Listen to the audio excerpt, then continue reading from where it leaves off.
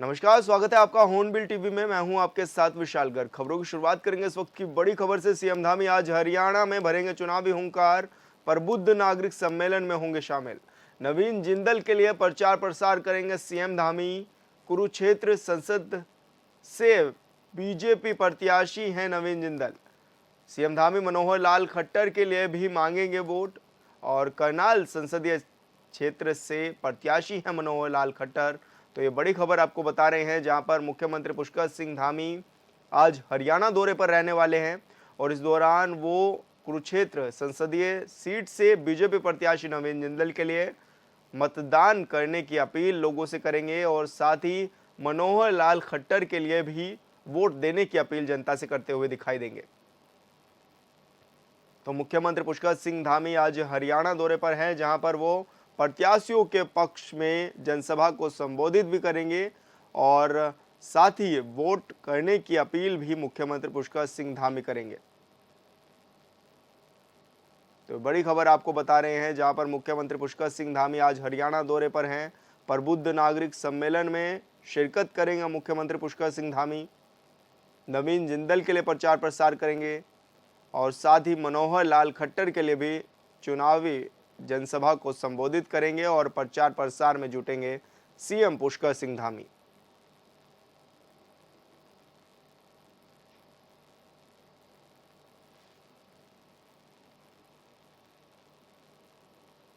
और बड़ी खबर हरिद्वार से। हरिद्वार में 31 मई तक नहीं होगा ऑफलाइन पंजीकरण। सीएम धामी ने दिए हैं पंजीकरण स्थगित करने के निर्देश। बढ़ती भीड़ के चलते लिया गया है यह बड़ा फैसला।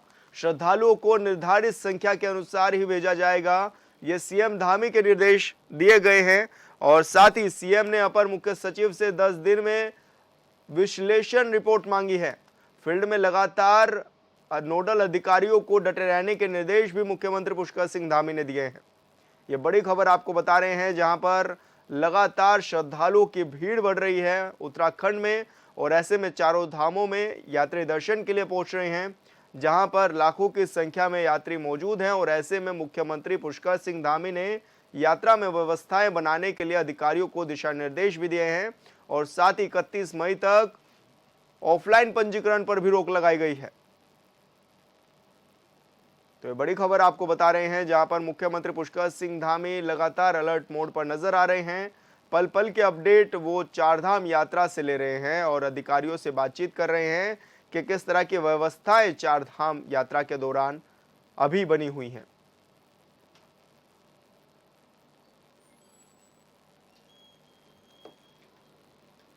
और संवाददाता अरुण सैनी हमारे साथ फोन लाइन पर जुड़ गए हैं। अरुण, किस तरह की तैयारियां भी हैं, क्योंकि ऑफलाइन पंजीकरण अभी बंद कर दिया गया है, मुख्यमंत्री पुष्कर सिंह धामी ने निर्देश भी दिए हैं। अधिकारी किस तरह से फील्ड में कार्य कर रहे हैं और जो बड़ी संख्या में तीर्थयात्री पहुंच रहे हैं उनके लिए क्या कुछ व्यवस्थाएं बेहतर की जा रही हैं? जी सर, बिल्कुल। देखिए, चार धाम यात्रा अपने चरम पर है और ऐसे में देश विदेश से लाखों की संख्या में श्रद्धालु यहाँ पर पहुंच रहे हैं और काफी भीड़ भी श्रद्धालुओं की देखने को मिल रही है। इसी को देखते हुए मुख्यमंत्री पुष्कर सिंह धामी ने साफ तौर पर ऑफलाइन रजिस्ट्रेशन जो है वो 31 मई तक स्थगित करने के निर्देश दिए हैं। और मुख्यमंत्री पुष्कर सिंह धामी ने साफ तौर पर निर्देश यह भी दिए कि यात्रा चार धाम यात्रा के जो मानक है उन मानकों के हिसाब से ही जो है सब जो श्रद्धालु यहाँ पर पहुंचे हैं उन्हें दर्शन करने दिए जाएंगे। और इसी के साथ साथ तमाम व्यवस्थाओं को लेकर भी मुख्यमंत्री पुष्कर सिंह धामी ने समीक्षा बैठक की है और तमाम जो है व्यवस्थाओं को किस तरीके से सुचारू किया जाए इसके लिए भी अधिकारियों को निर्देश दिए गए हैं। और साथ ही साथ नोडल अधिकारियों को 24 घंटे अलर्ट मोड पर रहने के भी निर्देश मुख्यमंत्री पुष्कर सिंह धामी ने दिए हैं। और इसी के साथ साथ उन्हें कहा गया है कि जो जिलाधिकारी हैं, पुलिस हैं, उनका सहयोग करें और यात्रा को सुगम और सुचारू रूप से हो, यात्रा की तमाम व्यवस्थाएं पूर्ण हो, इसके लिए जो है निर्देश दिए गए हैं। और इसी के साथ साथ बीते 10 दिनों की जो विश्लेषण रिपोर्ट है वो भी अपर मुख्य सचिव से मांगी गई है कि बीते 10 दिनों में किस तरीके से यात्रा व्यवस्थाएं रही है, क्या कुछ अव्यवस्थाएं रही है, उनका समाधान किस तरीके से निकाला गया है। इन सभी को लेकर भी मुख्यमंत्री पुष्कर सिंह धामी ने तमाम जो रिपोर्ट है वो मांगी है।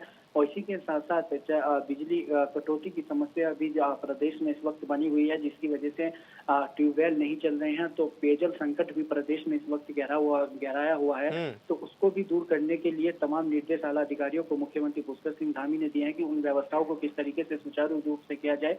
और जो कोई भी श्रद्धालु यहाँ पर पहुंच रहा है वो अतिथि है प्रदेश का और ऐसे में उसके साथ व्यवहारिक तरीके से या उसे कोई भी दिक्कतों का सामना ना करना पड़े। और तो ऐसे में भी जो है अधिकारियों को निर्देश मुख्यमंत्री पुष्कर सिंह धामी ने दिए हैं कि जो भी श्रद्धालु यहाँ पर पहुंच रहा है कुल मिलाकर उसे कोई भी दिक्कत ना हो, और ऐसे में एक बेस्ट एक्सपीरियंस यहाँ से जो है जो भी श्रद्धालु आ रहे हैं वो लेकर जाएं। अरुण, पहले से अनुमान लगाया गया था कि बड़ी संख्या में तीर्थयात्री पहुंचेंगे, और ऐसे में क्योंकि अब व्यवस्थाएं चरमराती हुई भी कहीं कहीं पर दिखाई दे रही हैं, तो क्या पुलिस प्रशासन का फेलियर है इसमें? जी सर, देखिए, इस बार अगर चारधाम यात्रा की बात की जाए तो इस बार जो भीड़ है वो पिछले वर्षों के मुकाबले अधिक भीड़ जो है चारधाम यात्रा में देखने को मिली है। और जिस तरीके से डे बाय डे जो श्रद्धालु दर्शन कर रहे हैं उनका आंकड़ा लगातार बढ़ रहा है, तो इसी को देखते हुए हालांकि सरकार की तरफ से पहले अनुमान लगाया जा रहा था, प्रशासन की तरफ से पहले से ये अनुमान था कि इस बार जो है रिकॉर्ड तोड़ श्रद्धालु यहाँ पर पहुंचेंगे, लेकिन बावजूद उसके जो व्यवस्थाएं बनाई गई थी वो व्यवस्थाएं जो है धाराशायी होती हुई दिखाई दी हैं। लेकिन अभी मुख्यमंत्री पुष्कर सिंह धामी एक्टिव मोड में है और धीरे धीरे व्यवस्थाएं जो है वो पटरी पर आती हुई दिखाई भी दे रही हैं। लेकिन अगर क्राउड मैनेजमेंट की बात हो या भीड़ नियंत्रण की बात हो तो वो भी कहीं ना कहीं जो व्यवस्था है वो चरमराती हुई दिखाई दे रही है। लेकिन वो हालांकि सरकार की तरफ से ये भी कहा जा रहा है कि जो व्यवस्थाएं पहले से पूरी बनाई गई थी, लेकिन भीड़ जिस तरीके से आई है तो उसमें कई अव्यवस्थाएं हो चुकी है, तो ऐसे में व्यवस्थाओं को बनाया जा रहा है। और लगातार जो है इसके लिए समीक्षा बैठक मुख्यमंत्री पुष्कर सिंह धामी कर रहे हैं। साफ तौर पर तमाम अधिकारियों को निर्देश जो चारधाम यात्रा से संबंधित विभाग है उन्हें भी निर्देश जो है मुख्यमंत्री पुष्कर सिंह धामी दे चुके हैं कि यात्रा में तमाम व्यवस्थाओं को जो है वो सुचारू रूप से चलाया जाए और तमाम जो व्यवस्थाएं है उन्हें सही तरीके से बनाया जाए। अच्छा अरुण, क्योंकि ऑफलाइन पंजीकरण पर अभी 31 मई तक रोक रहेगी, लेकिन जिस तरह से उत्तराखंड में बड़ी संख्या में जो तीर्थयात्री श्रद्धालु पहुंच चुके हैं वो अब क्या करेंगे? जी सर, उनके देखिए जो यात्री यहाँ पर पहुंचे हैं, जो दर्शन करने के लिए पहुंचे हैं, हालांकि ऑफलाइन रजिस्ट्रेशन अब बंद किए गए हैं, तो ऐसे में जो है उन्हें भी मुख्यमंत्री पुष्कर सिंह धामी ने जो तमाम अधिकारियों ने भी कहा है कि जो यात्री यहाँ पर पहुंच चुके हैं उन्हें जो उत्तराखंड के पौराणिक स्थल है या धार्मिक स्थल है, पर्यटन स्थल है, उन्हें उन ओर जाने के लिए जो प्रेरित किया जाए, ताकि जो लोग यहाँ पर आ चुके हैं वो यहाँ से निराश होकर ना जाए। तो ऐसे में अन्य जगहों पर जाने के लिए उन्हें प्रेरित किया जाना चाहिए। हालांकि मुख्यमंत्री पुष्कर सिंह धामी ने ये भी कहा था कि अभी जो पिछले दिनों बैठक मुख्यमंत्री पुष्कर सिंह धामी ने की थी तो उसमें ये भी कहा था कि जो श्रद्धालु यहाँ पर पहुंच चुके हैं वो बिना दर्शन के ना जाए। लेकिन बावजूद उसके कई यात्री यहाँ पर पहुंचे हैं ऑफलाइन रजिस्ट्रेशन को लेकर। ऑफलाइन रजिस्ट्रेशन हालांकि अभी 31 मई तक के लिए स्थगित कर दिए, लेकिन इसके लिए भी सरकार कोई ना कोई दूसरा रास्ता जो है वो निकाल रही है। बिल्कुल अरुण, बहुत बहुत शुक्रिया आपका तमाम जानकारी साझा करने के लिए। और चमोली से बड़ी खबर, बद्रीनाथ यात्रा ने पकड़ी है रफ्तार। 1,39,000 से ज्यादा श्रद्धालुओं ने किए हैं बाबा के दर्शन। सोमवार को 18,899 श्रद्धालुओं ने किए दर्शन। 12 मई को खुले थे भगवान बद्रीनाथ विशाल के कपाट और अभी तक बड़ी संख्या में तीर्थयात्रियों ने दर्शन किए हैं। 1,39,000 से ज्यादा श्रद्धालु पहुंचे हैं बाबा बद्रीनाथ में और मंदिर परिसर में पहुंचकर बाबा बद्रीनाथ के दर्शन भी किए हैं। और सोमवार को ही 18,000 से अधिक तीर्थयात्रियों ने दर्शन किए हैं। बता दें आपको कि 12 मई को भगवान बद्रीनाथ धाम के कपाट खुले थे और उसके बाद से ही लगातार तीर्थयात्रियों में काफी उत्साह देखा जा रहा है। बड़ी संख्या में बद्रीनाथ यात्रा के लिए पहुंच रहे हैं श्रद्धालु और पुलिस प्रशासन ने भी खासा इंतजाम इस दौरान किए हैं। बड़ी संख्या में तीर्थयात्री रुक कर रहे हैं बद्रीनाथ का। तो चारों धामों में इस समय काफी भीड़ भाड़ देखी जा रही है श्रद्धालुओं की। बड़ी संख्या में तीर्थयात्री चारों धामों में पहुंच रहे हैं और सबसे ज्यादा इस बार भगवान बद्रीनाथ के मंदिर में लोग पहुंच रहे हैं और दर्शन कर रहे हैं, पूजा अर्चना कर रहे हैं। और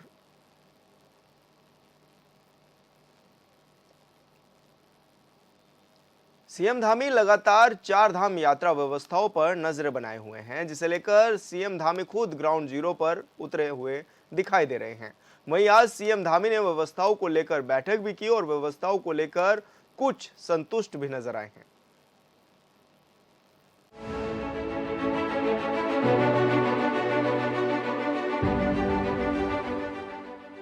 पिछले सालों की तुलना में ये जो आने वाले श्रद्धालु हैं वो दुगने से भी ज्यादा हैं। उत्तराखंड में जारी चारधाम यात्रा मौजूदा वक्त में चरम पर है। हजारों की संख्या में श्रद्धालु हर दिन उत्तराखंड में पहुंच रहे हैं और यात्रा में शामिल हो रहे हैं। शुरुआत के दिनों में सरकार के तैयारियों पर सवाल उठे, लेकिन जब से सीएम धामी गंभीर हुई, तब से अब सुविधाओं में तेजी से सुधार हुआ है। बिजली पानी से लेकर यात्रा मार्गों में आ रही दिक्कतों को दूर किया गया। मुख्यमंत्री का दावा है कि अब तीर्थ यात्रियों को किसी तरह की परेशानी नहीं हो रही है। चार धाम में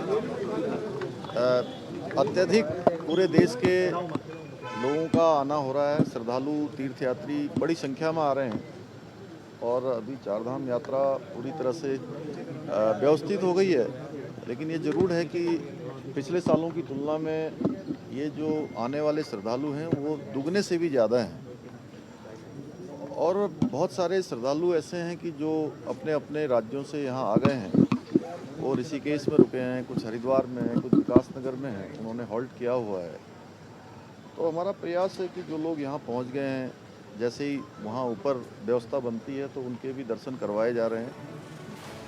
चुनाव प्रचार में व्यस्त प्रदेश के मुख्यमंत्री पुष्कर सिंह धामी चारधाम यात्रा को लेकर पहले भी गंभीर थे और अब भी। यही वजह है कि सीएम लगातार अधिकारियों के साथ बैठक कर रहे हैं और दिशा निर्देश दे रहे हैं। सोमवार को भी मुख्यमंत्री ने वरीय अधिकारियों के साथ बैठक की, जिसमें उन्होंने बिजली पानी, सड़क मार्गों में जाम की स्थिति समेत कई मुद्दों पर चर्चा की और दिशा निर्देश दिए। रास्तों में कहीं पर जो गंदगी है वो भी ना हो, क्योंकि जहाँ पर हमारे होल्डिंग वाले स्थान हैं उन स्थानों पर ज़्यादा समय तक रुकने के बाद काफ़ी जो सामान है वो भी इकट्ठा हो जा रहा है।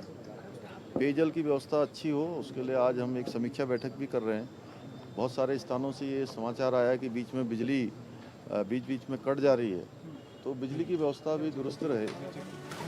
चारधाम यात्रा को लेकर अब उत्तराखंड सरकार चारधाम यात्रा प्राधिकरण बनाने जा रही है। मुख्यमंत्री पुष्कर सिंह धामी ने कहा कि सभी लोगों से बात करके और संवैधानिक तरीके से चारधाम यात्रा प्राधिकरण बनाया जाएगा। उसके लिए सरकार ने पूरी तैयारी कर रखी है। इसके साथ ही मुख्यमंत्री धामी ने कहा कि चारधाम यात्रा में बेहतर व्यवस्था बनाने के लिए प्राधिकरण की व्यवस्था की जा रही है। स्टेप बाय स्टेप और अलग अलग 3-4 चरणों में अभी तक लोगों को भेजा गया है। आने वाले समय में हमारा अभी यह है कि भाई जो रजिस्ट्रेशन करने वाले लोग हैं उनके सबसे पहले दर्शन हों और दर्शन सबके सुरक्षित हों, अच्छे से हों, यही प्रयास किया जा रहा है। चारधाम यात्रा अपने चरम पर है और चारधाम यात्रा में रिकॉर्ड संख्या में श्रद्धालु पहुंच रहे हैं। शुरुआत के दिनों में हुई परेशानियों को लेकर विपक्ष सरकार की नीतियों पर सवाल उठा रहा है। अव्यवस्थाओं को देखते हुए मुख्यमंत्री लगातार बैठक कर रहे हैं, लेकिन सरकार के मंत्री लगातार नदारद हैं। लिहाजा कांग्रेस के प्रदेश संगठन उपाध्यक्ष मथुरा दत्त जोशी का कहना है कि मुख्यमंत्री घूम रहे हैं, ये गलत नहीं है। लेकिन क्या मुख्यमंत्री अकेले ही घूमेंगे? मथुरा दत्त जोशी ने कहा कि क्रिकेट का भी कप्तान होता है, लेकिन उसमें 11 खिलाड़ी होते हैं, तो क्या कप्तान ही पूरे फील्ड में घूमता है? उन्होंने कहा कि सरकार के मंत्री क्या कर रहे हैं, जो दायित्वधारी बनाए गए हैं वो दायित्वधारी क्या कर रहे हैं, उनका कुछ पता नहीं है। गलत तो हम भी नहीं कह रहे मुख्यमंत्री, लेकिन मुख्यमंत्री को ही हर मोर्चे में क्यों उतरना पड़ रहा है? आप देखें, क्रिकेट का भी तो कप्तान होता है, वहाँ 11 खिलाड़ी खेलते हैं, कप्तान ही हर जगह जाता है क्या?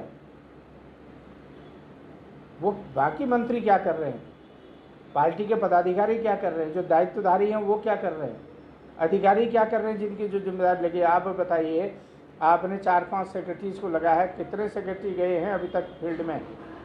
आपने पुलिस के अधिकारियों को लगाया है, कौन पुलिस का अधिकारी कहाँ फील्ड में गया है? सरकार की नाकामी है और सरकार का फेलियर है, ये बिल्कुल फेलियर है सरकार का।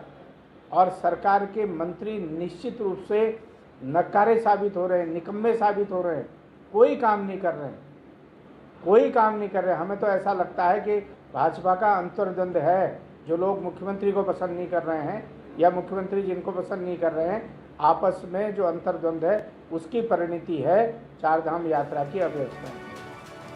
कांग्रेस नेता मथुरा दत्त जोशी का कहना है कि सरकार पूरी तरह फेलियर है, सरकार के मंत्री नकारे हैं और निकम्मे साबित हो रहे हैं। इससे बीजेपी का अंतर्कलह भी दिखता है कि जो लोग मुख्यमंत्री को पसंद नहीं कर रहे। Bureau report, hornbill TV. Uttarakhand में चारधाम यात्रा की शुरुआत के साथ ही व्यवस्थाओं पर भी सवाल उठने लगे हैं। जब सीएम धामी ने खुद मोर्चा संभाला तो व्यवस्थाओं में सुधार भी हुआ, लेकिन सवाल उठ रहा है कि आखिर व्यवस्थाओं को दुरुस्त करने में कहां चूक हुई। कुछ नेताओं को लगता है कि आचार संहिता की वजह से तैयारियां समय पर पूरी नहीं हो पाई हैं। इस रिपोर्ट में देखिए।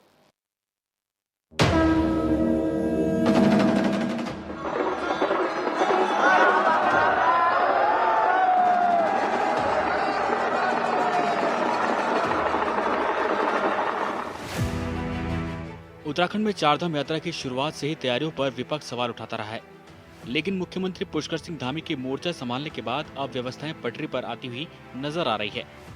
लेकिन सवाल इस बात का है कि आखिरकार व्यवस्थाओं में चूक हुई तो हुई कहां, जिसको लेकर कैबिनेट मंत्री प्रेमचंद अग्रवाल का मानना है कि आचार संहिता की वजह से यात्रा की तैयारी में चूक हुई, क्योंकि 19 अप्रैल को उत्तराखंड में पहले चरण में ही मतदान संपन्न हो गए थे।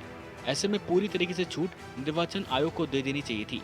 अभी भी यदि कोई बैठक करनी पड़ रही है तो उसके लिए पहले निर्वाचन आयोग से परमिशन लेनी पड़ रही है। नहीं, आचार संहिता एक बाधा तो बना है। देखिए, मैं फिर कह रहा हूँ कि 19 अप्रैल को हमारे यहाँ चुनाव पहले फेज में हो गए, यानी कि लगभग 1 महीना आज हो गया। उसके बावजूद अभी हमें काम करने में दिक्कतें आ रही है। हमें चुनाव आयोग की तरफ देखना पड़ रहा है। इन चीज़ों पे तो कम से कम चुनाव आयोग को हमें ऐसे चीज़ों पे सेंसिटिव भी है, धार्मिक भी है, हमारे इस प्रदेश का आर्थिकी का आधार भी है, हमारे यहीं तक सीमित है, कोई यहाँ पे चुनाव प्रभावित होने वाला नहीं है। तो इन चीज़ों में थोड़ा सा चुनाव आयोग को हमारा तो आग्रह है उनसे कि इस पर थोड़ा सा वो शिथिलता बरतें, ताकि इन पे हम लोग काम तेजी से कर सकें। चारधाम यात्रा की तैयारी को लेकर आचार संहिता भी एक वजह अलग मान ली जाए कि सरकार तैयारियों को दुरुस्त करने में थोड़ा सा पीछे रह गई। जिन अधिकारियों के जिम्मे चारधाम यात्रा थी, उन्होंने भी अपने कर्तव्य का निर्वहन सही से नहीं किया। यही वजह है कि व्यवस्थाएं दुरुस्त नहीं हो पाई। लेकिन बीजेपी विधायक विनोद चमोली का कहना है कि चारधाम यात्रा हो या फिर उत्तराखंड में वनाग्नि की घटनाएं या आपदा से संबंधित 3 बिंदु ऐसे हैं जिन पर साल भर काम करने की आवश्यकता है। ऐसा नहीं कि चारधाम यात्रा समाप्त हो जाए तो उसके बाद ये कहकर बैठा जाए कि अब यात्रा समाप्त हो गई है, फिर यात्रा से पहले बैठक कर तैयारी शुरू की जाए। साल भर इस पर काम किए जाने की आवश्यकता है। यहाँ तक केंद्र सरकार को भी चारधाम यात्रा को लेकर मदद करनी चाहिए। उन्होंने केंद्र सरकार से 1000 करोड़ रुपए हर साल यात्रा को देने की मांग की है। देखिए, सबसे पहले तो एकदम से जन दबाव बढ़ा है और शायद सरकार की अपेक्षाओं से अधिक यात्रा इस समय शुरुआती दौर में ही उत्तराखंड में आ गई है, तो जिसके कारण ये दिक्कतें खड़ी हो रही हैं। लेकिन आपने देखा होगा कि शुरुआत में थोड़ा दिक्कत ज़्यादा थी, अब धीरे धीरे करके उन चीज़ों को व्यवस्थित किया जा रहा है, चीज़ें मैनेज हो रही हैं और आगे चल के ठीक हो जाएगा, ऐसे मेरा मानना है। लेकिन ये बात जरूर मैं कहना चाहूँगा कि उत्तराखंड के संदर्भ में 3 काम ऐसे हैं जो प्रतिवर्ष होते हैं। यात्रा प्रतिवर्ष होनी है, आपदा प्रतिवर्ष आनी है और वनाग्नि प्रतिवर्ष होनी है। तो इसको हम इस तरह नहीं ले सकते कि भाई यात्रा की तैयारी जब यात्रा आएगी तभी करेंगे, वनाग्नि जब होगी तभी बुझाने की बात करेंगे, जब कोई डिजास्टर होगा तभी उसको ठीक करने की बात करेंगे आपदा को। ये साल भर और अनवरत सतत किए जाने वाले कार्य हैं। तो सरकार का जो सिस्टम हमारा है, जो शासन है और प्रशासन, उनको ये भी ध्यान रखना पड़ेगा कि यात्रा का सीजन समाप्त होने के बाद काम समाप्त नहीं होता है, इसको अनवरत करना पड़ेगा, इसको एक परमानेंट फीचर मानते हुए इसकी तैयारी करनी पड़ेगी आगे के लिए। तो इस ओर देखना चाहिए, मेरा ऐसा मानना। तो साल भर किया जाने वाला कार्य है, इस पर ध्यान देने की आवश्यकता। और मैंने तो केंद्र सरकार से भी मांग की है, पार्टी में भी जगह जगह बोला है कि हम यात्रा में पूरे देश की जनता को कैटर कर रहे हैं, उनको सुविधाएं उपलब्ध करा रहे हैं, उनकी यात्रा सुगम हो, सुलभ हो और आरामदेह हो, इसके लिए हम लोग प्रयासरत हैं और हमेशा कोशिश करते हैं। तो मैंने कहा है कि केंद्र सरकार को यात्रा व्यय के रूप में हमको कम से कम 1000 करोड़ रुपये प्रतिवर्ष फिलहाल देना चाहिए, ताकि हम अस्थायी अवस्था अपने सुविधाएं जुटा सकें और यात्रा और बेहतर करा सकें। तो इस पर थोड़ा सा केंद्र की मदद की भी आवश्यकता है। वहीं से लेकर कांग्रेस के प्रदेश उपाध्यक्ष मथुरा जोशी का कहना है कि जो भी नेता कह रहे हैं, मुझे लगता है कि उनका राजनीतिक ज्ञान झलकता है। चारधाम यात्रा चल रही है, उससे आचार संहिता का क्या मतलब आ गया है? और इस प्रदेश में तो चुनाव भी हो गए हैं, उसमें चारधाम यात्रा में आचार संहिता का कोई लेना देना भी नहीं है। आपने व्यवस्थाएं करनी है, जहाँ पानी नहीं है वहाँ पानी पहुँचाना है, जहाँ अन्य व्यवस्थाएं हैं उन व्यवस्थाओं को बढ़ाना है। यात्री सही तरीके से दर्शन कर ले, ये व्यवस्था आपने करनी है। लेकिन सरकार इन सब में फेल है और बहाना आचार संहिता का बना रही है। देखिए, बेबुनियाद बात है, ये कोई तर्क है? जो भी नेता ये कह रहा है, मुझे लगता है कि उनका राजनीतिक ज्ञान झलकता है इससे। बात वो करो जिस बात में कुछ दम होता है। चारधाम यात्रा चल रही है, उसमें आचार संहिता का क्या मतलब आ रहा है? और इस प्रदेश में तो चुनाव हो भी गए हैं और उसमें चारधाम यात्रा में आचार संहिता का कोई लेना देना भी नहीं है। आपने व्यवस्थाएं करनी है, जहाँ पानी नहीं है वहाँ पानी पहुँचाना है, जहाँ रहने की व्यवस्था नहीं है उनके लिए रहने की व्यवस्था करनी है। यात्री सही तरीके से दर्शन कर लें, ये व्यवस्था आपने करनी है। जाम की व्यवस्था को सुचारू रूप से यातायात चलाने की आपने व्यवस्था करनी है। और आप उसमें आचार संहिता का क्या लेना देना है? ये भाजपा का एक बहाना है और जनता का ध्यान भटकाने के लिए इस तरीके की बातें कर रहे हैं। चारधाम यात्रा की तैयारियां समय पर यदि आचार संहिता की वजह से नहीं हुई तो यह आगे के लिए भी एक सबक है, क्योंकि हर 5 साल बाद जब देश में लोकसभा के चुनाव होंगे तो तैयारी पर असर उत्तराखंड में चारधाम यात्रा पर ही पड़ेगा। इसलिए चारधाम यात्रा की तैयारी पर शासन प्रशासन का ध्यान साल भर होना चाहिए, जो बात बीजेपी विधायक विनोद चमोली भी कह रहे हैं। ऐसे में देखना यही होगा कि आखिरकार जो कमियां इस साल शुरू में देखी गई उनसे सबक लेते हुए आगे आने वाले सालों में सरकार उन कमियों को कैसे दुरुस्त करती है, यह देखना होगा। Bureau report, hornbill TV.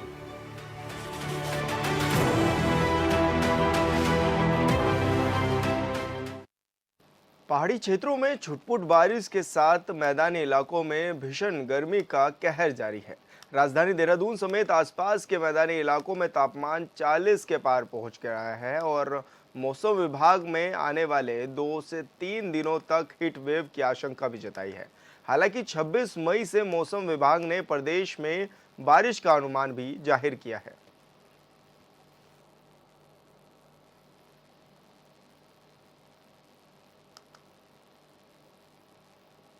बीती 4 मई को कोतवाली रुड़की क्षेत्र अंतर्गत सोनाली पुल के नीचे एक व्यक्ति का शव पाया गया था, जिसकी जांच में जुटी पुलिस ने घटना का खुलासा करते हुए आरोपी को गिरफ्तार कर लिया है। एसएसपी हरिद्वार परमेंद्र सिंह डोभाल ने बताया कि पैसों को लेकर हुए विवाद में मृतक के दोस्त ने ही उसकी हत्या की वारदात को अंजाम दिया था।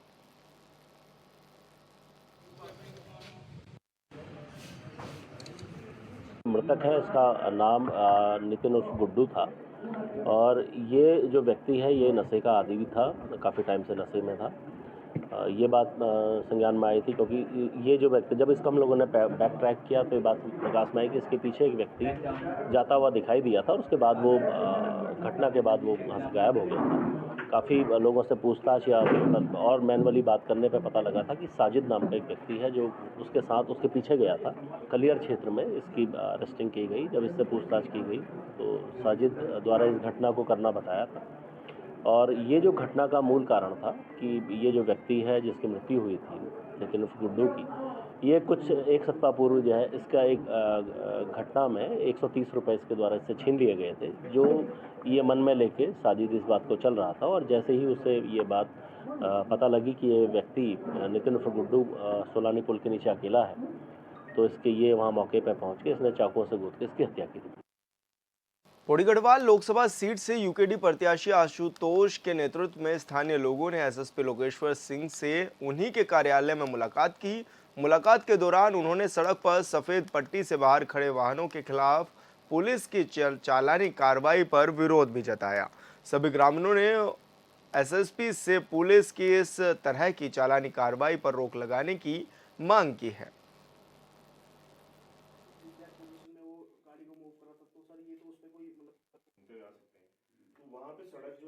अब कुछ दिनों से पौड़ी में क्या हो रहा है कि पौड़ी पुलिस जो है लोगों के चालान कर रही है। जिन गाड़ियों को प्रॉपर तरीके से व्हाइट पट्टी के बाहर लगाया गया है उनका भी चालान कर रही है और उनमें से कुछ गाड़ियां ऐसे लोगों की है जो कि बीमार है, सीनियर सिटीजन है, वो कहीं दूर भी पार्क नहीं कर सकते। तो इसको लेकर हमने विरोध किया था और आज हमने एसएसपी पौड़ी को भी ज्ञापन दिया है और उनसे निवेदन किया है कि पहाड़ की भौगोलिक परिस्थितियों को देखते हुए जहां की पार्किंग का नितांत अभाव है, संवेदनशील रवैया अपनाएं और इस तरह से जो हमारी जनता है उसका उत्पीड़न न करें। पौड़ी में पार्किंग की समस्या आज से नहीं, विगत कई वर्षों से यहाँ पर चली आ रही है, लेकिन नगर पालिका पौड़ी के द्वारा यहाँ पर पार्किंगें नहीं बनाई गई। जो पार्किंगें बनाई गई वो काफी दूर बनाई गई, जो लोगों के घरों से कम 2 या 2.5 किलोमीटर की दूरी पर है। इस प्रकार से अगर पार्किंगें बनाई जाएंगी तो आम व्यक्ति जो परेशान होगा, जिसे आपातकालीन स्थिति में अस्पताल या किसी अन्य जगह पर जाना होगा, वो समय से नहीं पहुंच पाएगा और कहीं न कहीं उसको जान और माल दोनों की हानि होगी। ऊपर के जिलों में कंजेशन हो जाता है तो हमें श्रीनगर में वाहनों को रोकना पड़ता है। साथ ही साथ जनपद भर में चारधाम रूट पे हमारे वरिष्ठ अधिकारी भी उसका जायजा ले रहे हैं और उसमें हम लोग जो भी चारधाम रूट पे हमारी जो व्यवस्थाएं हैं उसको हम लोग सुव्यवस्थित करने में प्रयासरत हैं। और श्रीनगर में हम लोगों ने जितनी पार्किंग है उनको आइडेंटिफाई किया हुआ है, साथ ही साथ वहाँ पे जितने भी वाहन रोड पे खड़े होते हैं उनको भी हटवाया जा रहा है। और श्रीनगर के पूरे कस्बे में हम लोग CCTV लगाकर उसकी। और फिलहाल इस बुलेटिन में इतना ही। आप देखते रहिए हॉर्नबिल टीवी। नमस्कार।